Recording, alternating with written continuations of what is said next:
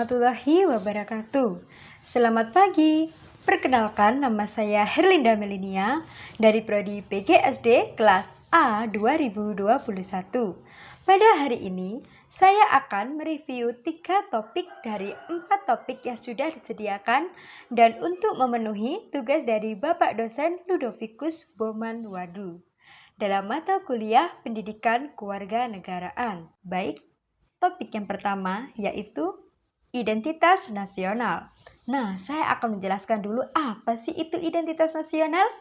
Identitas nasional adalah identitas atau rasa memiliki seseorang terhadap suatu negara atau suatu bangsa. Ini adalah pengertian suatu bangsa sebagai satu kesatuan yang utuh yang diwakili oleh tradisi, budaya, dan bahasa yang khas. Bolehkah sebuah negara mengklaim kebudayaan bangsa lain karena budaya tersebut memang telah dijalankan oleh warga negaranya? Tentu saja tidak boleh dong, karena sudah diatur oleh sebuah lembaga dunia. Setiap warga negara memiliki ragam budaya yang berbeda. Walaupun sudah menjadi bagian dari keseharian orang Indonesia, tetap saja sebuah budaya memiliki asalnya. Seperti masyarakat Indonesia sudah terbiasa dengan budaya standing party. Bukan masalah untuk meniru atau menjadikan kebiasaan, tetapi tidak boleh mengatasnamakan budaya standing party sebagai budaya Indonesia. Karena setiap budaya memiliki hak ciptanya sendiri dan supaya bisa lebih menghargai budaya dari masing-masing negara. Kemungkinan klaim akan diperbolehkan apabila tidak terdapat paten hak yang diakui dan pada saat banding bukti kuat dan mencukupi. Maka dari itu kita harus bisa yang pertama, menghargai budaya negara kita. Yang kedua, menjaga dan memelihara negara kita. Yang ketiga, tidak melupakan budaya negara kita. Dan yang keempat, tidak mudah terpengaruh oleh budaya lain. Nah, adapun permasalahan yang sering terjadi pada saat ini yaitu yang sudah berhubungan dengan nomor 4, yaitu bagaimana cara kita tidak terpengaruh oleh budaya lain. Sedangkan pada tayangan televisi, HP, dan media lainnya sebagian besar anak muda terpengaruh oleh budaya Korea atau K-pop ataupun yang lainnya.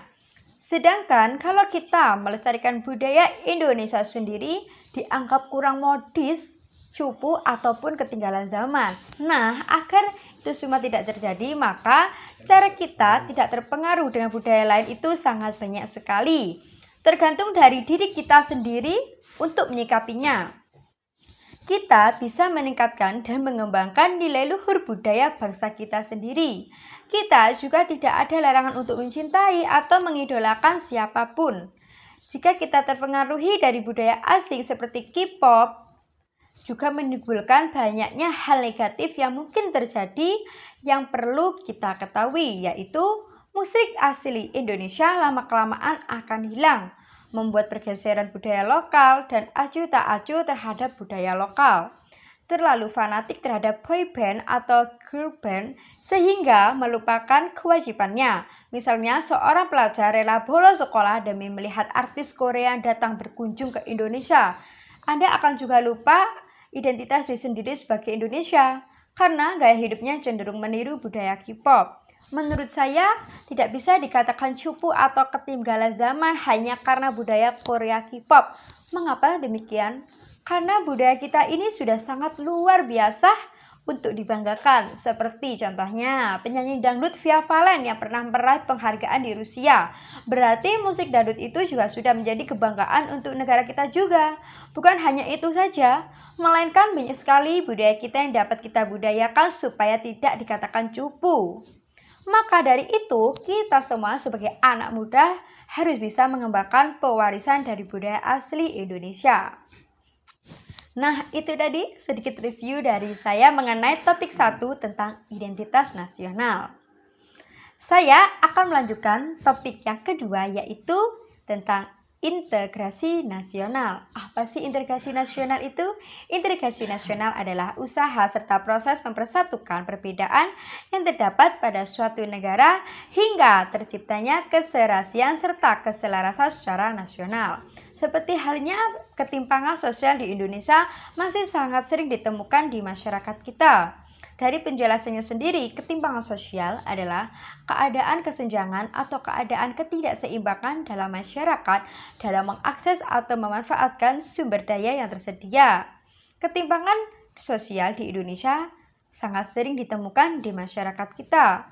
Pengaruh bagi integrasi bangsa dapat dipengaruhi oleh beberapa faktor yang menyebabkan ketimpangan sosial yang akan mempengaruhi bagi integrasi bangsa Indonesia, yaitu yang pertama dilihat dari kondisi demografis. Perbedaan antara masyarakat satu dengan yang lainnya tersebut berkaitan dengan jumlah penduduk, komposisi penduduk, dan persebaran penduduk. Yang kedua dilihat dari kondisi pendidikannya. Biasanya anak-anak yang berada di daerah terpencil memiliki semangat belajar yang tinggi, meski fasilitasnya yang begitu kurang. Sedangkan anak yang tinggal di kota dengan fasilitas pendidikan yang mencukupi. Sebagian besar terpengaruh oleh lingkungan sosial yang kurang baik. Kondisi tersebut membuat semangat belajar menjadi kurang. Ketimpangan sosial tersebut dapat dilihat dari fasilitas, kualitas tenaga kerja, dan mutu pendidikannya. Yang ketiga, dilihat dari kondisi ekonomi. Faktor ekonomi yang sering dianggap sebagai penyebab utama munculnya ketimpangan sosial ini. Ketimpangan ini timbul karena pembangunan ekonomi yang tidak merata. Ketidakmerataan pembangunan ini disebabkan karena perbedaan antara wilayah yang satu dengan yang lainnya. Munculnya ketimpangan dari faktor ekonomi juga terjadi karena adanya perbedaan dalam kepemilikan sumber daya dan faktor produksi. Yang keempat, dilihat dari kondisi kesehatan. Ketimpangan sosial dapat disebabkan oleh fasilitas kesehatan yang tidak merata di setiap daerah, jangkauan kesehatan kurang luas, pelayanan kesehatan yang kurang memadai, dan sebagainya. Yang kelima yaitu dilihat dari kemiskinan. Kemiskinan dapat disebabkan oleh faktor internal dan faktor eksternal. Kurangnya kemampuan, mutu pendidikan, dan sifat malas yang melekat di diri masyarakat adalah beberapa contoh dari faktor internal tersebut. Selanjutnya yaitu kurangnya lapangan pekerjaan. Kesenjangan masyarakat yang bekerja keras dan pengangguran menjadikan makin besar karena lapangan pekerjaan yang begitu sempit. Lalu yang ketujuh yaitu perbedaan status sosial masyarakat. Ketimpangan ini bisa dilihat dari adanya perbedaan status sosial antara orang yang kaya dengan orang yang miskin, penguasa dengan rakyat, atau sarjana dengan lulusan SD. Selanjutnya yang kedelapan yaitu letak geografis. Pengaruh letak geografis terhadap ketimpangan sosial yaitu Indonesia terdiri atas pulau-pulau yang jumlahnya sangat banyak. Pulau-pulau kecil yang tidak tertantangi pemerintah akhirnya tertinggal dengan pulau-pulau besar seperti Jawa, Sumatera, dan pulau besar lainnya. Maka dari itu kita sebagai bangsa Indonesia harus bisa mengatasi ketimpangan sosial dengan cara meningkatkan kualitas masyarakat di bidang pendidikan, mengendalikan jumlah pertumbuhan, dan menciptakan lapangan pekerjaan. Itulah topik 2 yang dapat saya review, dan selanjutnya saya akan mereview topik yang terakhir atau topik yang ketiga, yaitu nilai dan norma konstitusional. Baik, dapatkah kita samakan bahwa semua peraturan ada konstitusi? Sangat bisa sekali, karena peraturan merupakan perangkat yang berisi patokan dan ketentuan untuk dijadikan pedoman yang merupakan hasil dari keputusan yang telah disepakati dalam suatu organisasi yang bersifat mengikat, membatasi, dan mengatur, dan harus ditaati serta harus dilakukan untuk menghindari sanksi dengan tujuan menciptakan ketertiban, keteraturan, dan kenyamanan. Sedangkan konstitusi menurut K.J. Weir merupakan keseluruhan sistem ketatanegaraan suatu negara yang berupa kumpulan peraturan yang membentuk dan mengatur atau memerintah dalam pemerintah suatu negara. Nah, apakah semua negara memiliki konstitusi? Ya, sangat tepat sekali.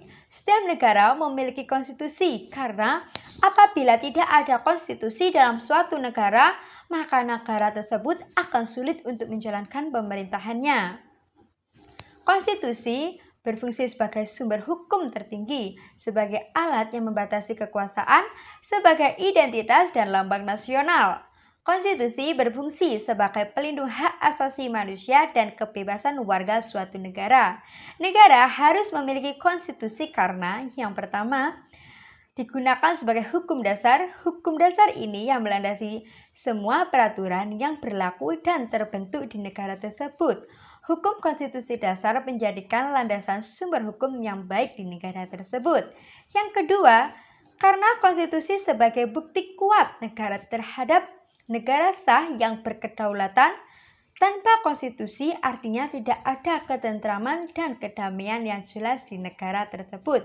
Yang ketiga, karena konstitusi sebagai sumber hukum negara tersebut. Segala hukum yang berlaku di negara pasti bersumber dari konstitusi tersebut sebagai bukti bahwa konstitusinya berguna sebagai sumber hukum. Yang keempat, karena konstitusi membuktikan bahwa lembaga negara tersebut memiliki jalur perpolitikan yang jelas. Harus ada yang membatasi kekuasaan para pemimpin negara. Untuk itu, konstitusi dan hukum di bawahnya menjadi pembatas kekuasaan pemimpin dan membuat pemimpin patuh dan memiliki hakikat tertib hukum. Tujuan negara harus memiliki konstitusi yaitu agar tidak menyalahgunakan kekuasaan dari rakyat. Istilah konstitusi sendiri berasal dari bahasa Prancis atau konstruktor yang artinya bentuk. Konstitusi biasanya menggambarkan keseluruhan sistem ketatanegaraan suatu negara, yaitu kumpulan peraturan perundang-undangan yang membentuk dan mengatur suatu negara.